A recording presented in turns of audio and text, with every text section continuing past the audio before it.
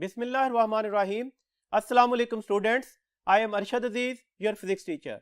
आज हम डिस्कस करने जा रहे हैं इलेक्ट्रोमैग्नेटिक इंडक्शन के यूनिट को। जी स्टूडेंट्स, इलेक्ट्रोमैग्नेटिक इंडक्शन में जो सबसे पहला कॉन्सेप्ट आज हम डिस्कस करने जा रहे हैं वो है magnetic flux and flux density. तो सबसे पहला तो हम मैग्नेटिक फ्लक्स को डिस्कस करेंगे। मैग्नेटिक फ्लक्स क्या होता है जी?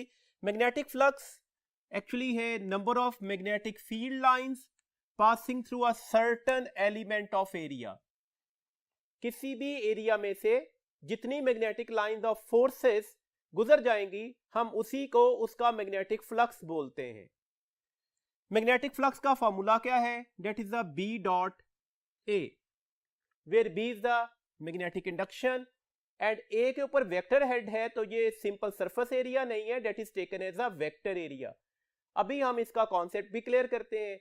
एक्चुअली मैग्नेटिक फ्लक्स क्या है? डॉट प्रोडक्ट है, तो दैट्स व्हाई मैग्नेटिक फ्लक्स कौन सी क्वांटिटी मानी जाएगी? That is a scalar quantity. तो मैग्नेटिक फ्लक्स हमारे पास एक स्केलर क्वांटिटी है। फॉर्मूला अब इसे फर्दर कैसे हम सिंप्लीफाई कर सकते हैं? That is the B A cos of theta. अब थीटा कौन सा एंगल है?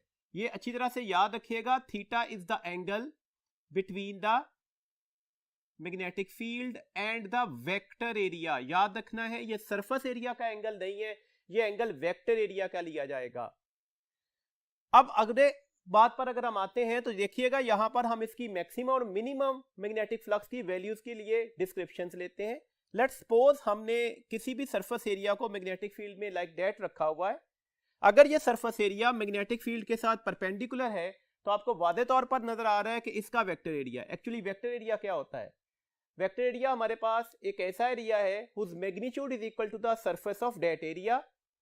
मैग्नीट्यूड तो सरफेस ऑफ दैट एरिया ही के बराबर होती है, but that is directed along the outward normal. लेकिन ये किस डायरेक्शन में डायरेक्टेड होता है? आउटवर्ड नॉर्मल की डायरेक्शन में। जैसे अगर ये व्हाइट बोर्ड है, इस व्हाइट बोर्ड का सरफेस एरिया आप इसके सिंपल मैग्नीट्यूड के साथ रिप्रेजेंट करेंगे, जबकि अगर हम इसकी डायरेक्शन लेना चाह रहे हैं वेक्टर एरिया के तौर पर तो दैट इज आउटवर्ड नॉर्मल। तो इसके अकॉर्डिंगली हमारे पास ये इसके वेक्टर एरिया की डायरेक्शन होगी। आपको वादे तौर पर नजर आ रहा है वेक्टर एरिया और मैग्नेटिक फील्ड आपस में क्या है? पैरेलल है। अगर ये पैरेलल हैंगे तो कितना एंगल बनेगा? 0 डिग्री। That's why B A cos of zero. Cos of zero की वैल्यूज क्या होती है? 1। तो ये उस सूरत में हमारे पास इसका मैक्सिमम फ्लक्स की वैल्यूज होगी। मैक्सिमम फ्लक्स किसके बराबर होता है? सिंपल आपने मैग्नेटिक फील्ड की मैग्नीट्यूड को वेक्टर एरिया की मैग्नीट्यूड से मल्टीप्लाई कर देना होगा। अब हम इसकी मिनिमम वैल्यूज पर चलते हैं। अगर आप किसी भी सरफेस एरिया को मैग्नेटिक फील्ड के साथ पैरेलल रख दें, याद रखें मैंने लफ्ज बोला सरफेस एरिया को मैग्नेटिक फील्ड के साथ पैरेलल रख दें, तो अब जो इस पर आउटवर्ड नॉर्मल बनेगा वो इस डायरेक्शन में होगा। आउटवर्ड नॉर्मल और मैग्नेटिक फील्ड में कितना एंगल बन रहा है? 90 डिग्री। और हमें थीटा जो एंगल लेना है वो आउटवर्ड नॉर्मल और मैग्नेटिक फील्ड के साथ ही लेना होता है। तो दैट्स व्हाई अगर ये कॉज ऑफ 90 है तो आप सबको पता है कॉज ऑफ 90 किसके बराबर होता है? That is 0। अगर इसकी वैल्यू 0 है तो हमारे पास ये पूरा आंसर क्या हो जाएगा? 0 हो जाएगा। तो ये इसकी मिनिमम वैल्यूज निकल आई। किसकी मिनिमम वैल्यूज है जी? मैग्नेटिक फ्लक्स की। याद रखिएगा स्केलर क्वांटिटी है ना, तो नेगेटिव बी ए इसकी मिनिमम वैल्यूज नहीं होगी, वो भी मैक्सिमम ही होगी। नेगेटिव का साइन सिर्फ डायरेक्शन को बताएगा, तो इसकी मिनिमम आंसर क्या निकलता है? That is 0। ये दोनों पॉइंट्स आपने एमसीक्यूज के लिए याद रखने हैं। और अगर वेक्टर एरिया और मैग्नेटिक फील्ड के दरमियान कोई एंगल बन रहा हो तो फिर मैग्नेटिक फ्लक्स का फार्मूला क्या था? That is a B A cos of theta. अब देखिएगा सरफेस और वेक्टर एरिया में डिफरेंस क्या है। देखिए लेट्स सपोज मैंने एक कॉइल रखी हुई, इसका आउटवर्ड नॉर्मल पर ये इसका वेक्टर एरिया है, वेक्टर एरिया की डायरेक्शन रिप्रेजेंट कर दी। Let's suppose magnetic field line इस तरह से पास कर रही है कि that makes some angle with the vector area. इस एंगल को हमने थीटा से मार्क कर दिया। अब देखिएगा आपको नजर आ रहा है कि ये इसका सरफेस एरिया है, हम इसे प्लेन ऑफ द कॉइल भी बोल सकते थे। अब आपको ये भी क्लियरली नजर आ रहा है कि इस मैग्नेटिक फील्ड का सरफेस एरिया के साथ बनने वाला एंगल थीटा तो नहीं हो सकता, इस एंगल को हम नाम अल्फा बोल देते हैं। तो हमारे चैप्टर नंबर 14 और 15 में एक कन्वेंशन यूज हो रही है, जरा ध्यान में रखिएगा। जहां पर हम एंगल थीटा लिख रहे होते हैं तो एक्चुअली थीटा जो एंगल होगा वो normal of the area and magnetic field के दरमियान लिया जाता है, या इस तरह से कह लें वेक्टर एरिया और मैग्नेटिक फील्ड के दरमियान लिया जाएगा। जबकि जहां पर एंगल अल्फा लिखा गया हो जैसे हमारे पास 14 चैप्टर का वेरी फर्स्ट टॉपिक है force on a current carrying coil place in a magnetic field, तो वहां पर हमने F is ILB sine of alpha लिखा था। तो अल्फा कन्वेंशनली हम कहां पर यूज कर रहे होते हैं, जब एंगल हम किसके दरमियान डिस्कस कर रहे होंगे, मैग्नेटिक फील्ड और प्लेन ऑफ द कॉइल के दरमियान। But that is simply convention है हमारे पास। ये एंगल अल्फा है। अब इन दोनों के दरमियान आपके पास रिलेशन क्लियर हो गया। देखें, अगर आपने अल्फा लेना हो तो अब किसके बराबर आएगा, that is the 90 minus theta के। सिमिलरली थीटा लेना है तो वो किसके बराबर आएगा, 90 माइनस अल्फा के। बिकॉज सरफेस एरिया और वेक्टर एरिया के दरमियान कितना एंगल बन रहा है, वो 90 डिग्री बन रहा है। तो ये बातें अपने ध्यान में रखिएगा। डेट्स वाई अगर कभी सरफेस एरिया का एंगल दे दिया जाए तो आप सबसे पहले तो उसे थीटा में कन्वर्ट करेंगे 90 माइनस डेट एंगल करके, फिर इस फार्मूला में आपने वैल्यूज लगानी है। ये की पॉइंट था, इसमें अक्सर स्टूडेंट गलती कर जाते हैं। अभी हम एक क्वेश्चन को भी डिस्कस कर लेते हैं इस तरह से। देखिए, अब हमारे पास ये मैक्सिमम और मिनिमम वैल्यूज के अकॉर्डिंगली तो आपने ये बात याद ही रखनी है। इसके कुछ यूनिट्स डिस्कस करते हैं। फ्लक्स का यूनिट वेबर होता है, वेबर को हम WB से रिप्रेजेंटेशन देते हैं। अगर हम इस फार्मूला पर आ जाएं तो B का यूनिट टेस्ला और एरिया का यूनिट मीटर स्क्वायर, तो वेबर टेस्ला मीटर स्क्वायर के बराबर भी होगा। टेस्ला के यूनिट्स लगाइएगा तो आप इस यूनिट्स को फर्दर सिंप्लीफाई करके न्यूटन मीटर पर एम्पियर भी लिख सकते हैं। अगर मैं न्यूटन की जगह पर न्यूटन के यूनिट्स लगा दूं तो हमें इसी फार्मूला को, इसी यूनिट्स को kilogram metre square second -2 ampere -1 भी लिख सकते हैं। यहां से हम इसकी डायमेंशन को भी ड्राइव कर सकते हैं। देखें, किलोग्राम की डायमेंशन क्या होती है, that is mass, metre length, और लेंथ का स्क्वायर भी लेना होगा, सेकंड टाइम, और साथ में इसकी पावर -2 लेनी है। एम्पेयर की डायमेंशन एम्पेयर ही होगी, तो डेट्स वाई A-1, तो ये इसकी डायमेंशन भी याद रखिएगा। MCQs में बात का डायमेंशन के क्वेश्चंस भी आ जाते हैं। इसके एक और यूनिट्स है, ये SI यूनिट्स नहीं है, that are the Maxwell. Maxwell और वेबर का रिलेशन क्या है, ये भी आपने MCQs के लिए याद रखना है। 1 वेबर जो है वो 10⁸ मैक्सवेल के बराबर होगा। इसका मतलब है 1 मैक्सवेल किसके बराबर होगा, 10⁻⁻8 वेबर के। एक MCQs डिस्कस करते हैं ताकि हमारे पास अल्फा और थीटा का कॉन्सेप्ट क्लियर हो जाए। देखिए, let's suppose the magnetic flux through an area will be half of maximum. जो मैग्नेटिक फ्लक्स है वो किसी एरिया में से इस तरह से पास कर रहा है कि वो half of the maximum values हो गया है। अब आपने एंगल कैलकुलेट करना है between the plane of the area and magnetic field के दरमियान। याद रखिएगा, किसके दरमियान एंगल कैलकुलेट करना है, plane of the area and magnetic field के दरमियान। देखिए, हम मैग्नेटिक फ्लक्स का फॉर्मूला लिखते हैं, that is a BA cos theta. अगर हमारे पास ये BA cos थीटा है तो अब हम यहां पर इसकी कैलकुलेशंस करते हैं। देखें, कंडीशन ऑफ द क्वेश्चन क्या थी, जो फ्लक्स था वो क्या था, हाफ ऑफ मैक्सिमम। ये अपनी वैल्यूज का हाफ हो गया है, और किस वैल्यूज का, मैक्सिमम वैल्यूज का। तो डेट्स वाई आपको ये अच्छी तरह से पता है कि ये मैक्सिमम फ्लक्स होता है। अभी हम कैलकुलेट कर रहे हैं तो इसको हम मैक्सिमम फ्लक्स लिखते हैं। कंडीशन ऑफ द क्वेश्चन क्या थी, ये फ्लक्स क्या था, half of the maximum values. ये कॉज एंगल कैलकुलेट हो जाएगा, फाई मैक्सिमम से कैंसिल हो गया, तो डेट्स से कॉस थीटा किसके बराबर बचा, डेट इज 1/2 के। थीटा किसके इक्वल आ जाएगा, कॉस इनवर्स 1/2 के, और कॉस ऑफ इनवर्स 1/2 किसके बराबर होता है, तो 60 डिग्री। बट आंसर 60 डिग्री नहीं है, यही गलती होनी थी स्टूडेंट से। देखें, वंस अगेन फोकस करें, हमारे पास एंगल पूछा गया plane of the area and magnetic field के दरमियान। हमने एंगल किसका कैलकुलेट किया, थीटा, और थीटा कौन सा एंगल है, that is the magnetic field and vector area का एंगल। तो अब हम प्लेन ऑफ द एरिया का कैसे एंगल लेंगे, अभी हम रिलेशन ड्राइव कर आए, तो अल्फा कैलकुलेट करने के लिए क्या करना पड़ेगा, 90 माइनस थीटा। तो अब 90 माइनस डेट एंगल, 90 माइनस 60 किसके बराबर निकल आएगा, 30 डिग्री। तो अब याद रखिएगा, अगर तो आपसे क्वेश्चन पूछा गया होता कि ये वेक्टर एरिया का मैग्नेटिक फील्ड के साथ एंगल क्या है, तो फिर करेक्ट ऑप्शन 60 डिग्री होती।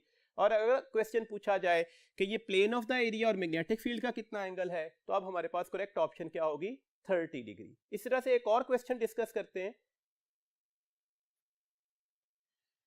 देखिए, हमारे पास दिया गया कि जो मैग्नेटिक फील्ड की वैल्यूज है वो 40 I cap minus 18 K cap tesla है।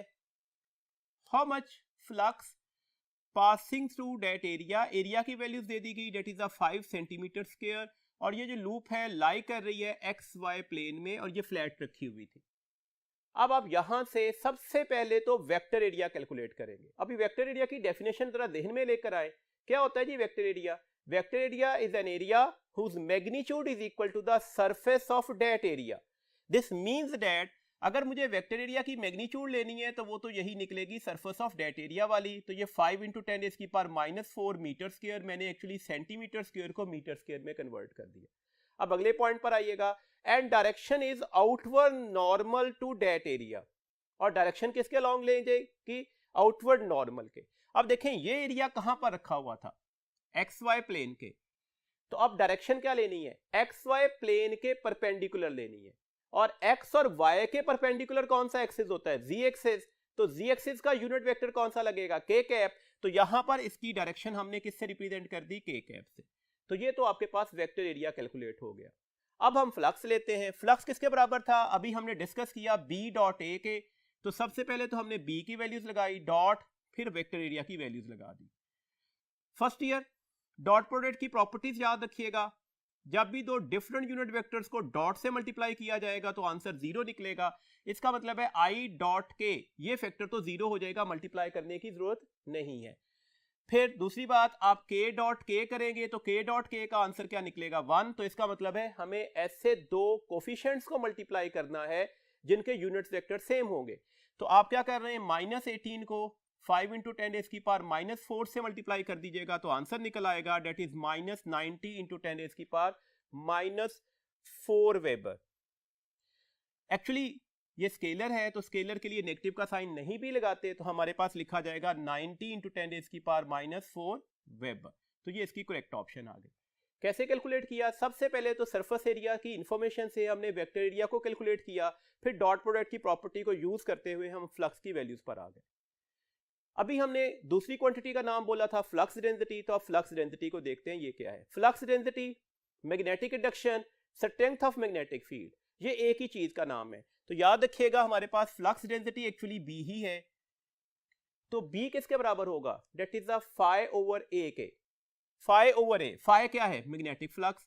और ये कौन सा एरिया लिया गया? Surface area. कब? देखें अभी हमने लास्ट टॉपिक में डिस्कस किया था कि यहां पर अगर इस तरह से हम एरिया को प्लेस कर दें, ये इसमें से मैग्नेटिक लाइन ऑफ फोर्सेस पास करें, तो इस वक्त हमारे पास फ्लक्स की वैल्यूज क्या निकली थी? BA. बिकॉज मैग्नेटिक फील्ड और वेक्टर एरिया में कितना एंगल बना था? 0 डिग्री. अब आप क्लियरली देख सकते हैं इस वक्त हमारे पास मैग्नेटिक फील्ड लाइंस जो है वो सरफेस ऑफ द एरिया के साथ परपेंडिकुलर है. तो डेट से हम इस डेफिनेशन को इस तरह से बोलते हैं, that is the flux per unit area. मैंने यूनिट एरिया का वर्ड बोला है, वेक्टर एरिया नहीं बोला. Per unit area held perpendicular. किसके परपेंडिकुलर है? मैग्नेटिक फील्ड के. That quantity is known as the flux density. अब देखें अगर हम कहें कि total number of lines passing through a certain element of area, that is flux. और अगर हम बोले the number of field lines passing पर यूनिट एरिया, मैंने अब थ्रू एलिमेंट ऑफ एरिया नहीं बोला, पर यूनिट एरिया बोला है, हेल्ड परपेंडिकुलर, तो अब ये फ्लक्स नहीं रहा, अब ये क्या हो गया है? फ्लक्स डेंसिटी हो गया है. तो ये बात अच्छी तरह से याद रखिएगा. तो ये हमारे पास फ्लक्स डेंसिटी की वैल्यूज आ गई. इसके यूनिट्स क्या होंगे? तो इसके units weber per metre square होंगे.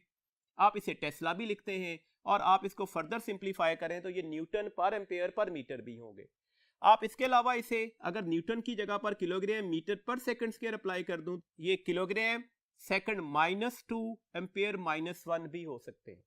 इसके अकॉर्डिंगली आप इसकी डायमेंशंस भी तय कर सकते हैं. That is m t -2 a -1. तो डायमेंशन क्या लिखी गई? किलोग्राम की डायमेंशन मैस आ गई, सेकंड की डायमेंशन टाइम आ जाएगी और एम्पेयर की डायमेंशन एम्पेयर ही रहेगी और साथ में इसकी पावर्स भी लगानी होगी. इसके नॉन एसआई यूनिट्स हैं, उसे गॉस बोला जाता है. और गॉस और टेस्ला का रिलेशन याद रखना है, एमसीक्यूज में पूछा भी जा चुका. 1 टेस्ला जो है वो 10⁻⁴ गॉस के बराबर होगा. इसका मतलब है 1 गॉस किसके बराबर होगा? 10⁻⁻⁴ टेस्ला के. अब हमारे पास अगला टॉपिक जो आ रहा है, that is the electromagnetic induction. Just a definition है. डेफिनेशन के अकॉर्डिंगली भी क्वेश्चन हमारे पास एमडी कैट में पूछे गए. डेट्स वाई डेफिनेशन पर फोकस कीजिएगा. एक बार डेफिनेशन आपके जितने भी यूनिट्स में या बुक्स में आ रही हैं उसे एक बार रिवाइज जरूर कर लिया करें. देखो इलेक्ट्रोमैग्नेटिक इंडक्शन क्या है? An EMF is set up in a conductor when it moves across a magnetic field. Keyword हुआ it moves across a magnetic field. If moving conductor was connected to the sensitive galvanometer, then induced EMF also flowing through it. देखें फर्क क्या है दोनों में। अगर एक conductor magnetic field में मूव करना शुरू कर दे तो इसमें ईएमएफ एस्टेब्लिश हो जाएगी। आपको पता है करंट कब एस्टेब्लिश होता है, जब लूप क्या होगा, क्लोज होगा। ओपन लूप में करंट नहीं आ सकता, तो डेट्स से हमने इस कंडक्टर को क्लोज लूप करने के लिए इसके अक्रॉस हमने सेंसिटिव गैल्वेनोमीटर भी लगा दिया, तो ऑब्वियसली क्लोज लूप हुआ तो अब करंट भी फ्लो कर जाएगा। सबसे पहली कौन सी चीज इंड्यूस्ड हो रही है, ईएमएफ। तो याद रखने वाली बात है ईएमएफ लीड करेगी इंड्यूस करंट को, शर्त वही है कि लूप का क्लोज होना। हमारे पास ये ईएमएफ इंड्यूस्ड ईएमएफ कहला रही है, ये करंट इंड्यूस करंट करा रहा है, और ये सारा का सारा फिनोमिना क्या कहलाएगा, that is the electromagnetic induction. अगली पॉइंट याद रखिएगा जी, हमारे पास किसने डिस्कवरी की थी जी, Michael Faraday and Joseph Henry 1831 में। नेक्स्ट पॉइंट, इंड्यूस्ड ईएमएफ क्या होगी। हमारे पास इंड्यूस्ड ईएमएफ की कॉज क्या है, तो इंड्यूस्ड ईएमएफ क्यों मौजूद होती है, इंड्यूस्ड ईएमएफ क्यों प्रोड्यूस होती है, तो इसकी वजह या इसकी कॉज जो है वो चेंज इन फ्लक्स है। इसकी वैल्यूज किसके डायरेक्टली प्रोपोर्शनल होती है, rate of change of flux के। देखो अभी तो हमने बोला कि कंडक्टर मूव करना चाहिए अक्रॉस द मैग्नेटिक फील्ड, तो नो डाउट हम कहते हैं ईएमएफ या इलेक्ट्रोमैग्नेटिक इंडक्शन का फिनोमिना जो है वो रिलेटिव मोशन की वजह से आता है। तो रिलेटिव मोशन से होता क्या है, जब भी एक कंडक्टर मैग्नेटिक फील्ड की साइड पर या उससे अवे मूव करना शुरू हो जाए तो एक्चुअली फ्लक्स में चेंज आता है। तो एक्चुअल कॉज फ्लक्स का चेंज है, ये अच्छी तरह से याद रखिएगा। तो हमारे पास मैंने अब दो वर्ड्स बोले हैं, बहुत क्लियर डिफरेंस याद रखिएगा। अगर क्वेश्चन आ जाए कि इंड्यूस्ड ईएमएफ क्यों प्रोड्यूस होता है, तो हमारे पास वर्ड है चेंज इन फ्लक्स। और अगर क्वेश्चन आ जाए कि इंड्यूस्ड ईएमएफ की वैल्यूज किसके बराबर होती है, तो वो हमारे पास किसके बराबर आएगी, rate of change of flux के। तो ये हमने किसकी वैल्यूज की बात कर रहे हैं, इंड्यूस्ड ईएमएफ की। तो ये दो पॉइंट ध्यान में रखिएगा, इंड्यूस्ड ईएमएफ के प्रोड्यूस होने की वजह क्या है, तो वो हमारे पास वजह है चेंज इन फ्लक्स, और इंड्यूस्ड ईएमएफ की वैल्यूज किसके डायरेक्टली प्रोपोर्शनल होगी, that is the rate of change of flux. Minute सा डिफरेंस है, अच्छी तरह से एमसीक्यूज के लिए याद रखिएगा। हमारे पास नेक्स्ट एक कॉन्सेप्ट है, उसको अच्छी तरह से ध्यान में रखना है जी। देखें अगर लेट्स सपोज ये मैग्नेटिक फील्ड लाइंस हैं और आपने ये कोई भी प्लेन ऑफ अ कॉइल इसमें प्लेस कर दी, ये प्लेन ऑफ कॉइल का एक्सिस ऑफ रोटेशन है। अगर axis of rotation magnetic field की लाइन पर निकल आए, मतलब axis of rotation of a plane of a coil magnetic field के या तो पैरेलल हो जाए या एंटी पैरेलल हो जाए। अब आप इस कॉइल को जैसे मर्जी रोटेट करें, इस एक्सिस ऑफ रोटेशन के अकॉर्डिंगली रोटेट करना शुरू कर दें, तो आप देखिएगा अगर मैं यहां पर इसके अकॉर्डिंगली इसे रोटेट कर रहा हूं तो फ्लक्स का चेंज पॉसिबल ही नहीं है, क्योंकि इसमें तो number of field lines pass ही नहीं कर सकती, तो फ्लक्स का चेंज कहां से आएगा। तो इस सूरत में इसका ईएमएफ क्या निकलेगा, डेट इज 0।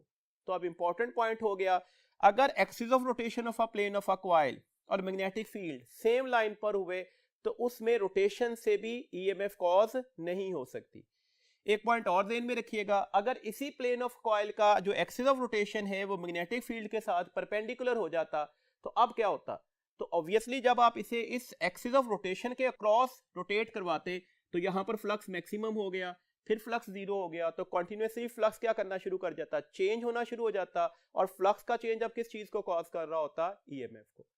याद रखिएगा लफ्ज चेंज इन फ्लक्स है, दैट्स अ चेंज इंक्रीजिंग भी हो सकता है, डिक्रीजिंग भी हो सकता है। तो ये इंपॉर्टेंट पॉइंट है, ये ध्यान में रखिएगा अच्छी तरह से।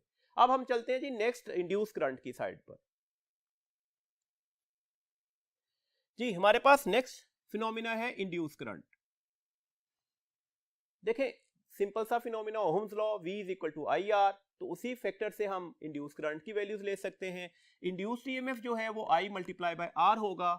अगर ये इंड्यूस्ड ईएमएफ है तो ऑब्वियसली ये इंड्यूस करंट बोला जाएगा, और ये फैक्टर हमेशा कांस्टेंट निकलता है। तो एक बात तो यहां से बिल्कुल क्लियर हो गई कि इंड्यूस्ड ईएमएफ जो है वो रेजिस्टेंस ऑफ द कंडक्टर पर डिपेंड नहीं करती। इसका मतलब है आप ये भी कह सकते हैं कि जो इंड्यूस्ड ईएमएफ है वो रेजिस्टिविटी ऑफ द वायर पर डिपेंड नहीं कर रही होती। ये इंपॉर्टेंट पॉइंट है, याद रखिएगा। जबकि आपको इस एक्सप्रेशन से वादे तौर पर नजर आ रहा है कि इंड्यूस्ड करंट तो यूनिवर्सली प्रोपोर्शनल होगा रेजिस्टेंस ऑफ द कॉइल के। इस फैक्टर को ध्यान में रखिएगा। अब हम नेक्स्ट फैक्टर देखते हैं, इंड्यूस्ड करंट को इंक्रीज कैसे किया जा सकता है, फैक्टर कौन कौन से। तो सबसे पहला फैक्टर आपकी बुक में लिखा हुआ है कि इंड्यूस्ड करंट इंक्रीज हो सकता है by using the stronger magnetic field. आप मैग्नेटिक फील्ड को जितना स्ट्रॉन्गर करते जाएंगे उतना ही इंड्यूस्ड करंट क्या होता जाएगा, बढ़ता जाएगा। By moving the loop faster inside the magnetic field. आप वेलोसिटी ऑफ द कंडक्टर को, लूप को जितनी ज्यादा कर देंगे उतना उसमें इंड्यूस करंट की वैल्यूज क्या कर जाएगी, बढ़ जाएगी। By replacing the loop by coil of many turns, आप एक लूप की जगह पर ज्यादा टर्न्स को यूज कर लीजिएगा तो फिर भी हमारे पास इंड्यूस करंट की वैल्यूज क्या है, वो बढ़ जाती है। ये कुछ इंफॉर्मेशन थी जो आपने अच्छी तरह से याद रखनी है। इसी इंफॉर्मेशन के अकॉर्डिंगली आपसे कुछ क्वेश्चंस पूछे जाते हैं। अब हम अगले टॉपिक पर चलते हैं। नेक्स्ट टॉपिक है मोशनल ईएमएफ। मोशनल ईएमएफ क्या होती है जी? EMF induced by the motion of a conductor across the magnetic field. एक ऐसी ईएमएफ है जो मोशन ऑफ द कंडक्टर की वजह से प्रोड्यूस होती है, और ये मोशन ऑफ द कंडक्टर कहां पर आना चाहिए, अक्रॉस द मैग्नेटिक फील्ड। इसके लिए एक सेटअप डिजाइन करते हैं। लेट्स सपोज हमने दो कंडक्टिंग रेल्स ली, इसके ऊपर हम एक रॉड रखते हैं जिसकी लेंथ हमने क्या ली हुई, एल, और इसे क्लोज लूप करने के लिए इसकी दो साइड्स को किसी भी गिलवानोमीटर के साथ हमने क्या कर दिया, कनेक्ट कर दिया। तो अब आपको नजर आया A B C D A, एक क्लोज लूप बन चुका है। आपने ये पूरी असेंबली एक मैग्नेटिक फील्ड में रख दी, और ये मैग्नेटिक फील्ड यूनिफॉर्म होनी चाहिए। क्रॉस का साइन आपको बता रहा है कि ये मैग्नेटिक फील्ड की डायरेक्शन क्या होगी, into the plane of paper. अगर by means of some mechanical force हम इस रॉड को इस साइड पर धक्का देना शुरू हो जाए, तो अब रॉड क्या करना शुरू कर गया, मूव करना शुरू हो गया। किसके अक्रॉस, मैग्नेटिक फील्ड के अक्रॉस। तो डेट्स है यहां पर ईएमएफ इंड्यूस्ड हो जाएगी, और ये ईएमएफ इंड्यूस किस चीज को लीड करेगी, इंड्यूस करंट को। तो इंड्यूस करंट की वजह से गिलवानोमीटर में आ जाएगी डिफ्लेक्शन। तो बेसिकली हमारे पास क्या आया, रिलेटिव मोशन किसके दरमियान, between the conductor and magnetic field. उसने किस चीज को कॉज किया, ईएमएफ को। लेकिन अगर आप एक्चुअली रीजन देखें जैसे जैसे यहां पर लूप एरिया बढ़ता जाएगा तो बेसिकली हो क्या रहा है, फ्लक्स का चेंज इन्वॉल्व हो रहा है। तो एक्चुअल ईएमएफ की जो रीजन होती है वो चेंज इन फ्लक्स ही होती है। ये बात अपने ध्यान में अच्छी तरह से अब बैठा लें। अब देखिएगा इसमें हम कुछ पैरामीटर्स डिस्कस करते हैं। इस रॉड को अगर हम मैग्नेटिक फील्ड में मूव करते हैं तो यहां पर जो लगने वाली सबसे पहली फोर्स है वो मैग्नेटिक फोर्स है। चैप्टर नंबर 14 में हमने पढ़ा हुआ था कि ये मैग्नेटिक फोर्स एक्चुअली क्यों लगती है, क्योंकि चार्जेस मूव करना शुरू कर देते हैं इनसाइड द मैग्नेटिक फील्ड। जब भी rod, conductor, metal magnetic field में मूव करेगा तो उसमें मौजूद तमाम के तमाम जो कैरियर्स होंगे, जिसे हम फ्री इलेक्ट्रॉन्स कहते हैं, वो भी मैग्नेटिक फील्ड में मूव करना शुरू कर देंगे। तो डेट्स है उस मोशन की वजह से उन चार्ज कैरियर पर फोर्स लग रही होगी। इसकी मैग्नीट्यूड किसके बराबर आएगी, that is the F B is equal to the Q V B. तो यहां पर साइन थीटा का फैक्टर किधर गया, आपको नजर आ रहा है v और b में कितना एंगल बन रहा है, 90 डिग्री। तो साइन ऑफ 90 किसके बराबर आ जाएगा, 0 के। इसकी डायरेक्शन कैसे लेंगे, इसकी डायरेक्शन लेते हैं v क्रॉस b के रूल से, राइट हैंड पाम रूल। तो right hand palm rule apply करते हैं जी। राइट हैंड पाम रूल के अकॉर्डिंगली हम क्या करेंगे, राइट हैंड की फिंगर किस चीज को बता रही होगी जी, हमारे पास मैग्नेटिक फील्ड की डायरेक्शन को। थंब किस चीज को पॉइंट आउट कर रहा होगा, वेलोसिटी की डायरेक्शन को। नॉर्मल टू द पाम किस चीज को बताएगा, मैग्नेटिक फोर्स को जो इस चार्ज कैरियर्स पर लग रही है। और वादे तौर पर नजर आ रहा है कि ये किस डायरेक्शन में होगी, from the end A towards the end B. तो ये मैग्नेटिक फोर्स चार्ज कैरियर्स को एंड ए से एंड बी पर शिफ्ट करना शुरू कर देगी। इसका मतलब हुआ इस कंडक्टिंग रॉड के अक्रॉस पोटेंशियल डिफरेंस क्रिएट हो गया। क्यों क्रिएट हुआ है, अगर चार्ज कैरियर्स ए एंड को छोड़कर बी एंड पर जाना शुरू हो जाए, क्यों जा रहे हैं, क्योंकि मैग्नेटिक फोर्स लग रही है। तो एक्सेस ऑफ चार्ज कहां पर हो गया, एंड ए पर। डेफिशिएंसी ऑफ चार्ज कहां पर होगी, एंड बी पर। तो इसका मतलब है potential across the end B ज्यादा हो जाएगा as compare to the potential across the end A. देखिए किसी टॉपिक में जो की पॉइंट्स होते हैं वो एंटी टेस्ट के लिए इंपॉर्टेंट होते हैं। तो डेट से मैं सिर्फ की पॉइंट्स को डिस्कस कर रहा हूं। ये की पॉइंट्स आपने एमसीक्यूज के लिए याद रखने होंगे। इसी पोटेंशियल डिफरेंस को हम ईएमएफ बोलेंगे। दूसरी लगने वाली फोर्स कौन सी है, that is electric force. Charges की रीडिस्ट्रीब्यूशन की वजह से इलेक्ट्रिक फील्ड जनरेट हो जाएगा। ये हाई पोटेंशियल हो गया, ये लो पोटेंशियल हो गया। तो हाई पोटेंशियल से टुवर्ड्स द लोअर पोटेंशियल एक इलेक्ट्रिक फील्ड जनरेट हो जाती है। इस इलेक्ट्रिक फोर्स की डायरेक्शन हमेशा इलेक्ट्रिक फील्ड वाली ही होती है। तो दैट्स व्हाई इसकी डायरेक्शन क्या होगी, इलेक्ट्रिक फोर्स की डायरेक्शन क्या होगी, from the end B towards the end A. इसकी मैग्नीट्यूड क्या हो जाएगी, that is F E is equal to the Q into E. अब देखिएगा आपको नजर आ रहा है कि इस फोर्स की मैग्नीट्यूड में तो कोई चेंज नहीं आ सकता, ये तो कांस्टेंट फोर्स है। चार्ज कैरियर्स रॉड के अंदर सेम, स्पीड हमने यूनिफॉर्म रखी, मैग्नेटिक फील्ड हमने यूनिफॉर्म अप्लाई किया, तो ये तो सेम है। इस फोर्स की मैग्नीट्यूड सेम नहीं है। ये इलेक्ट्रिक फील्ड के साथ क्या करेगी, वेरी कर रही होगी। जैसे जैसे चार्जेस अपवर्ड शिफ्ट होते जाएंगे, इलेक्ट्रिक फील्ड स्ट्रॉन्गर होती जाएगी, तो ये फोर्स भी क्या करती जाएगी, बढ़ती जाएगी। तो कुछ लम्हों के बाद, कुछ देर के बाद ये फोर्स मैग्नेटिक फोर्स के बराबर हो जाएगी। तो क्या चीज अटेन हो गई, इक्विलिब्रियम। इक्विलिब्रियम पर ये दोनों फोर्सेस इक्वल इन मैग्नीट्यूड और डायरेक्शन में तो ये अपोजिट थी ही। इस जगह पर याद रखने वाला पॉइंट है, अब कांस्टेंट करंट इंड्यूस हो जाएगा। अगर मैं इसे कंपेयर करूं, इन दोनों इक्वेशंस को कंपेयर कर लीजिएगा, तो हमारे पास E की वैल्यू V इंटू बी आ जाएगी, और इलेक्ट्रिक फील्ड पोटेंशियल ग्रेडियंट के बराबर होता है, साथ में नेगेटिव का साइन भी होता है। अगर हम वैल्यूज लगा दें तो यहां पर हमारे पास EMF की वैल्यूज निकल आएगी, दैट इज माइनस VBL।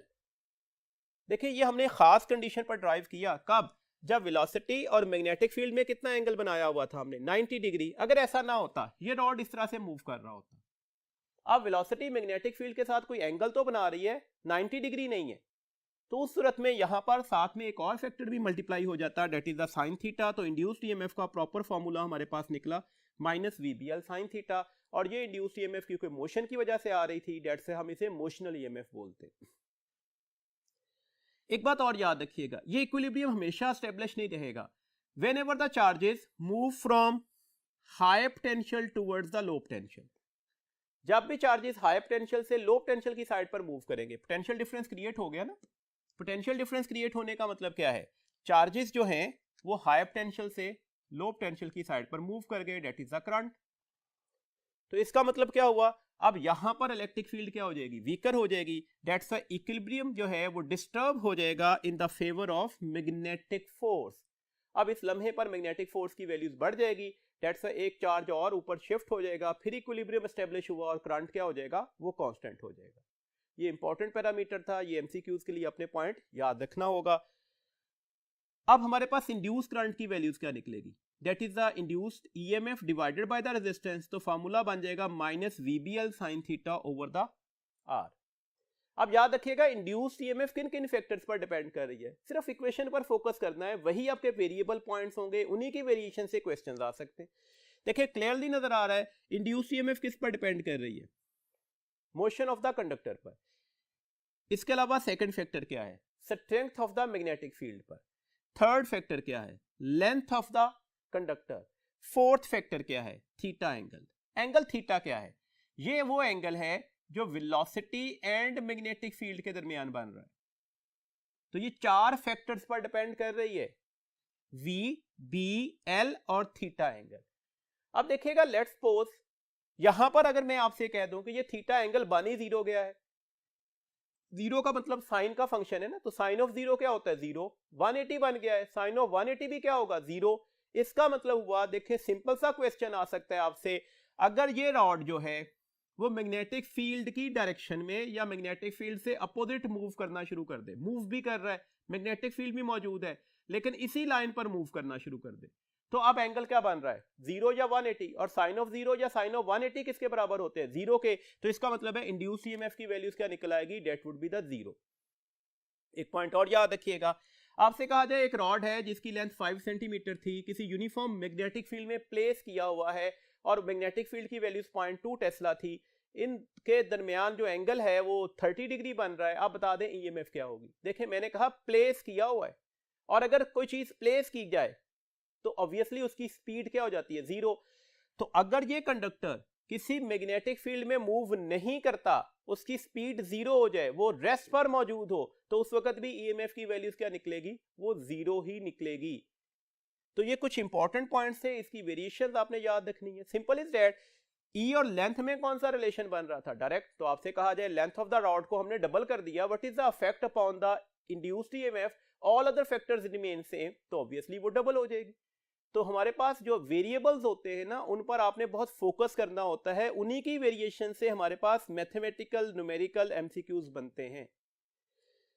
अब हमारे पास एक एमसीक्यूज को डिस्कस भी कर लेते हैं। लेट्स सपोज हमसे कहा जाए कि एक मेटल रॉड है जिसकी लेंथ दे दी गई 25 सेंटीमीटर है, वो इस स्पीड से मूव कर रहा है 0.5 मीटर पर सेकंड, किस मैग्नेटिक फील्ड में, 0.25 टेस्ला की मैग्नेटिक फील्ड में। तो आपने ये बताना है कि ईएमएफ की वैल्यूज क्या होगी। देखें अगर हमें ये बता दिया जाता है कि एंगल क्या है, तो लेट्स सपोज हम ले लेते हैं कि एंगल जो है वो 90 डिग्री था। परपेंडिकुलर का वर्ड हमें लीड कर रहा है कि एंगल कितना निकलेगा 90 डिग्री। अब आप ये सारी वैल्यूज अप्लाई कर दीजिएगा। v की जगह पर हमने क्या लिखा 0.5, b की जगह पर क्या लिखा 0.25, l की जगह पर क्या लिखा 25 इंटू 10 की पावर -2। -2 क्यों लगाया? सेंटीमीटर को हमने मीटर में कन्वर्ट किया। साइन ऑफ थीटा, तो साइन ऑफ थीटा क्या होगा? साइन ऑफ 90, तो ये फैक्टर तो हो जाएगा 1। अब हम मल्टीप्लाई करते हैं। देखिए 25 को 25 से मल्टीप्लाई करता हूं तो ये 625 होगा। अब मैंने 625 को 5 से मल्टीप्लाई करना है। देखिए कभी भी किसी भी सूरत में प्रॉपर कैलकुलेशन अगर आपको थोड़ा मुश्किल लग रही है तो 625 आप इसे राउंड ऑफ कर लें कि ये 600 है। आप इसे 600 को 5 से मल्टीप्लाई करेंगे तो आप सबको पता है कि आंसर अब 3000 हो जाएगा। तो आप गैस वर्क से भी काम चला सकते हैं, उससे आप एग्जैक्ट ऑप्शन पर ऑटोमेटिकली पहुंच जाएंगे। तो डेट से आप ध्यान में रखा करें कि आपको थोड़ा गैस करना आना चाहिए, वैल्यूज को राउंड ऑफ कीजिएगा, राउंड ऑफ करने के बाद कैलकुलेशन पर आया करें। अब मैंने कहा ये 3000 हो जाएगा। प्रीफिक्सेस को अलहदा सॉल्व कर देते हैं। ये -2 थी, ये 0.25 है ना, तो ये भी -2 थी, ये 0.5 है तो ये भी -1 थी, तो 10 की पावर -2, 10 की पावर -2, 10 की पावर -1, तो ये कितनी होगी 10 की पावर -5। अगर हम यहाँ पर 3000 ही ले रहे हैं तो ये 1 2 3 डेसिमल 3 डिजिट इधर जाएगा तो ये जस्ट 3 रह जाएगा, और यहाँ पर 10 की पावर क्या आ जाएगा -2 आ जाएगा। तो ये 3 इंटू 10 की पावर -2 वोल्ट हमारे पास करेक्ट ऑप्शन होगी। और अगर हम इसके नियर अबाउट ऑप्शन पर जाएंगे तो ऑब्वियसली वो हमारे पास आसानी से मिल जाएगी, डेट इज 3.13 इंटू 10 की पावर -2 वोल्ट। तो अगर आप चीजों को राउंड ऑफ करना, गैस करना जानते हैं तो फिर आप अपने क्वेश्चंस के आंसर पर आसानी से पहुंच जाएंगे। नेक्स्ट जी हमारे पास है Faraday's law of electromagnetic induction. हमने अब पढ़ना है जी फेराडे लॉ, और वो क्या कौन सा लॉ है? इलेक्ट्रोमैग्नेटिक इंडक्शन का। Faraday law of electromagnetic induction की मैथमेटिकल इक्वेशन क्या है? तो ये हमारे पास है जी, जो एवरेज इंड्यूस्ड ईएमएफ होती है किसी भी कॉइल में वो इक्वल होगी minus of delta phi by delta T. और अगर इस कॉइल को हम रिप्लेस कर चुके होंगे एन नंबर ऑफ टर्न से, तो जितने नंबर ऑफ टर्न हैं वो भी इसके साथ आकर क्या हो जाएंगे? मल्टीप्लाई हो जाएंगे।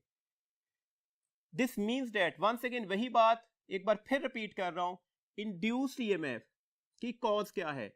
Change in flux. Induced EMF की वैल्यू किस पर डिपेंड करेगी? Rate of change of flux पर। इसमें नेगेटिव का साइन क्या बता रहा है? नेगेटिव का साइन हमारे पास ये बता रहा है कि ये इंड्यूस्ड ईएमएफ जो है वो चेंज इन फ्लक्स को क्या कर रही होगी? अपोज कर रही होगी। कैसे अपोज करेगी? ये लेंज़ेस लॉ से बात समझ में आएगी। अब देखिएगा हमारे पास फ्लक्स का चेंज कैसे आ सकता है।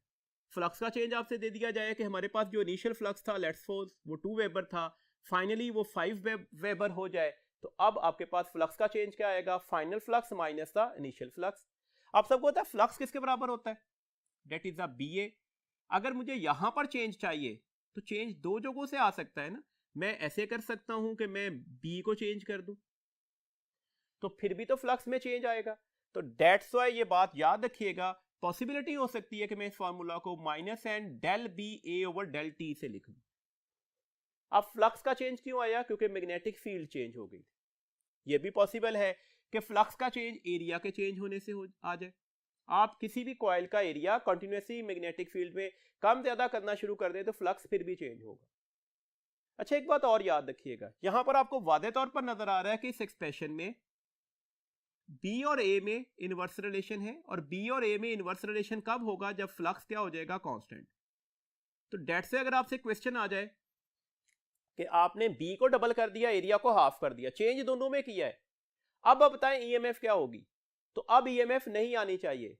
जब आपने B और A को इनवर्स रिलेशन से चेंज किया तो उस वक्त फ्लक्स क्या हो जाएगा? कांस्टेंट। और अगर फ्लक्स में चेंज ना आया तो उस वक्त ईएमएफ नहीं आती। ये पॉइंट इंपॉर्टेंट है, इसे आपने एमसीक्यूज के लिए याद रखना है। अगर आप थोड़ा याद करके आ रहे हैं तो ये हमारी बुक का एक शॉर्ट क्वेश्चन भी है।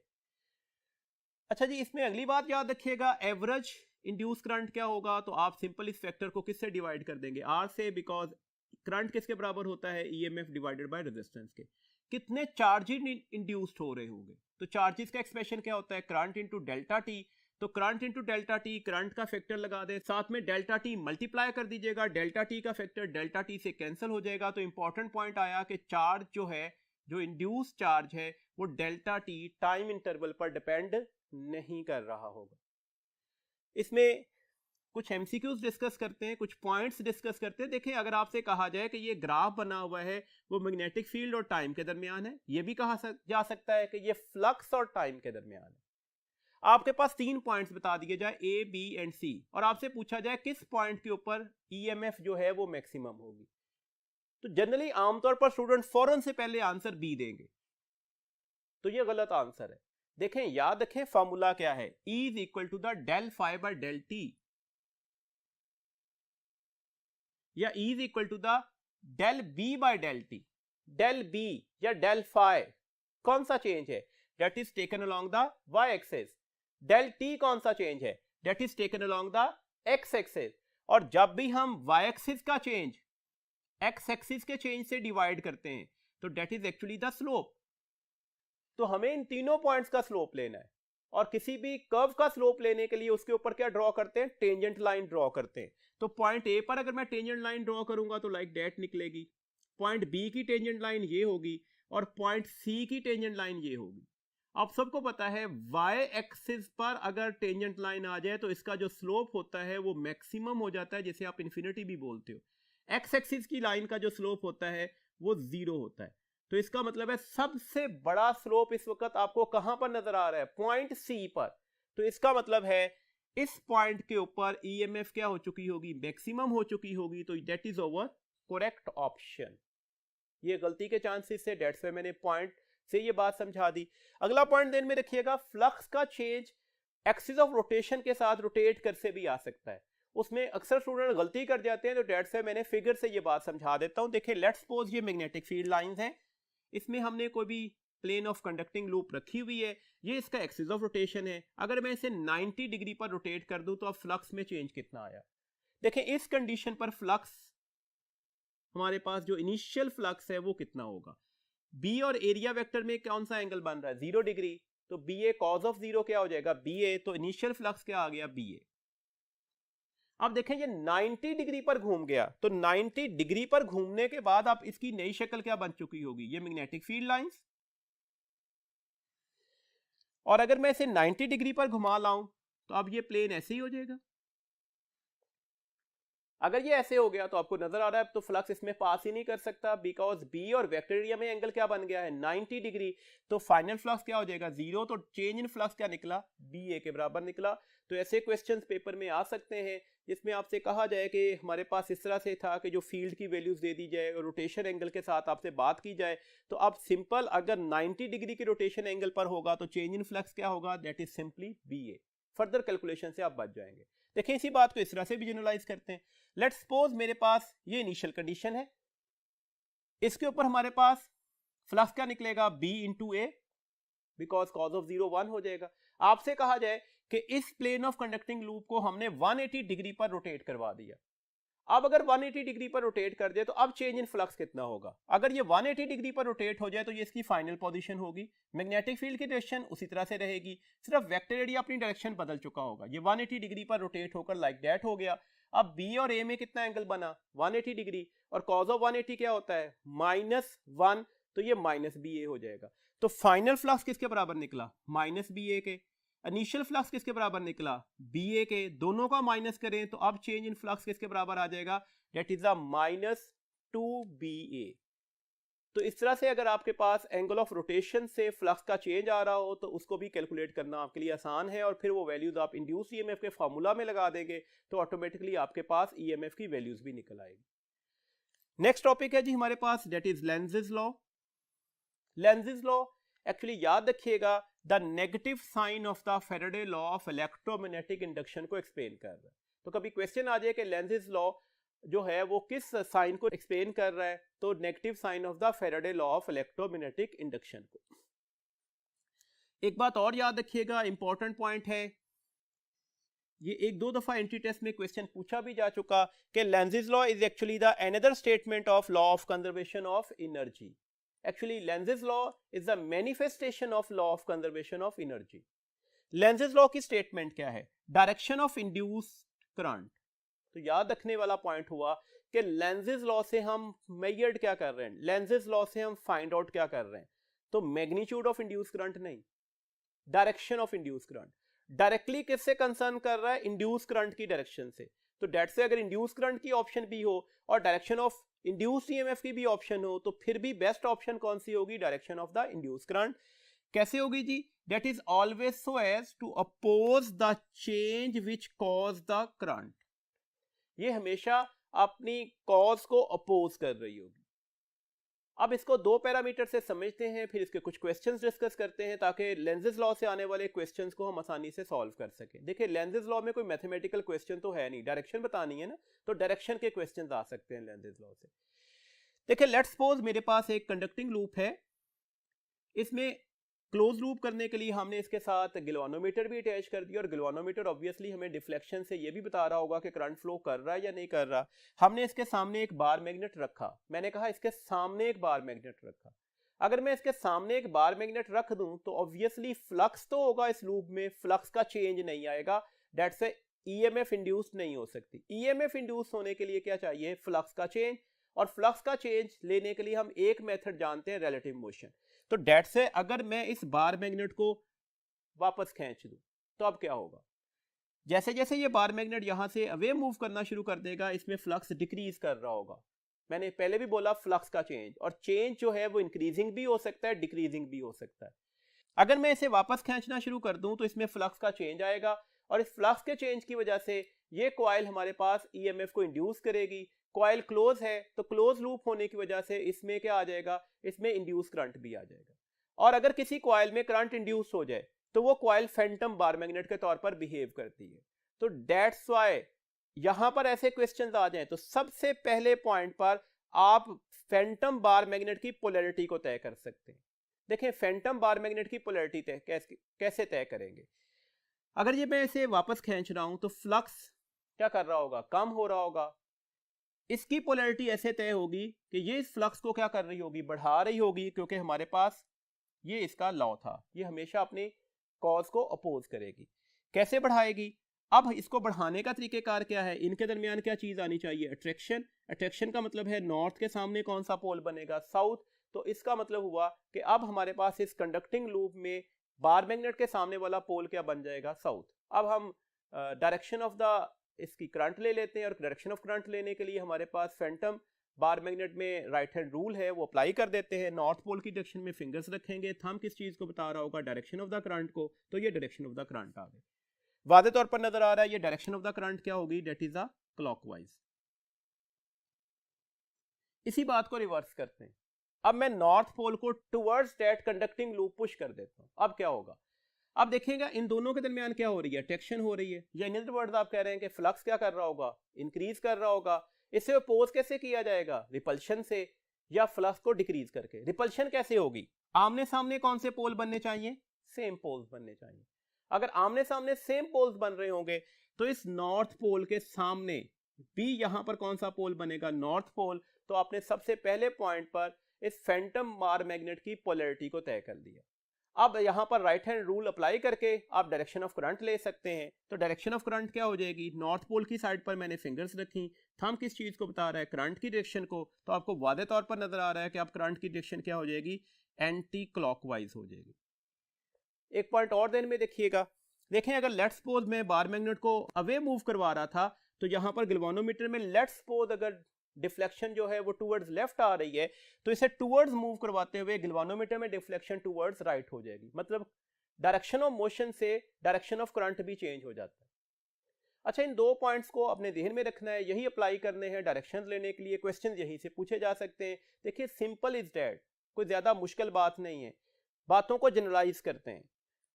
और अगर बार मैग्नेट और कॉइल एक दूसरे के करीब आ रहे हो, करीब आने का मतलब क्या हुआ, वो टुवर्ड्स मूव कर रहा है, आइदर द बार मैग्नेट या कॉइल, तो उस सूरत में आमने सामने फेसिंग साइड पर सेम पोल्स बनेंगे। याद रखना आसान हो गया, लॉ अप्लाई करने की जरूरत नहीं रहेगी।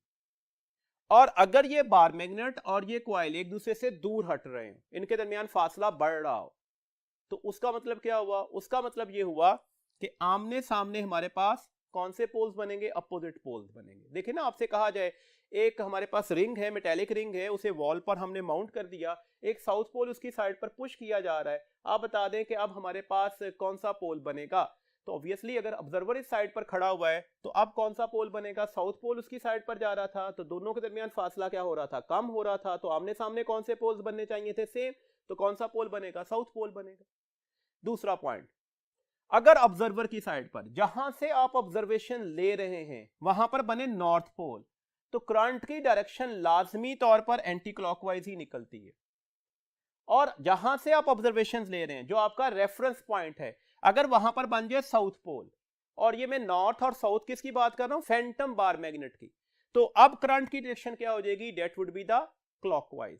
ये दो पॉइंट्स अपने ध्यान में रखिएगा, तो लेंजेज लॉ से आने वाले तमाम के तमाम क्वेश्चंस को आप बहुत आसानी से सॉल्व कर लेंगे। अब इस तरह से कुछ क्वेश्चंस की हम प्रैक्टिस भी करते हैं जी, लेंजेज लॉ के कुछ क्वेश्चंस को डिस्कस करते हैं।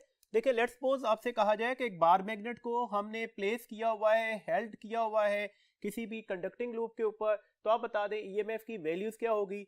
लफ्ज है प्लेस्ड, हेल्ड, नो मोशन है, वेलोसिटी जीरो होगी, तो ईएमएफ भी जीरो निकलेगा और करंट भी जीरो होगा।